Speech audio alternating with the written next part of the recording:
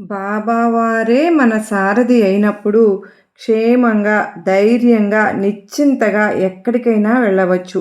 మనకు ఏ మార్గము ఉత్తమమైనదో కూడా సాయినాథునికి తెలుసు. మనం సాయినాథుని మాన మార్గదర్శనంగా చేసుకుని అడుగు ముందుకు వేయాలి. కనుక సాయినాథుని సూచనలు తప్పకుండా పాటించాలి. దానికి కావలసిన శక్తిని, సంసిద్ధతను కూడా ప్రసాదించమని భక్తిగా వేడుకోవాలి. పరిపూర్ణంగా నమ్మితే సూచనలు ఇవ్వటమే కాదు, ఆ గమ్యగోచరమైన పరిస్థితుల్లో తానే మార్గదర్శి అయి ఏదో ఒక రూపంలో మనల్ని తగిన దారిలో నడిపిస్తారు. ఒక మహత్తర ఆశయంతో ప్రయాణం మొదలుపెట్టిన మనకు ఎలాంటి విపత్తు రాకుండా స్వయంగా చూసుకుంటారు బాబావారు. అలా అనుక్షణం బాబా సర్వజ్ఞత, అద్వితీయ ప్రేమ అడుగడుగున మనల్ని మంత్రముగ్ధులను చేస్తాయి. భద్రమైన దారిలో నడిపిస్తాయి. సర్వేజన సుఖినో భవంతు.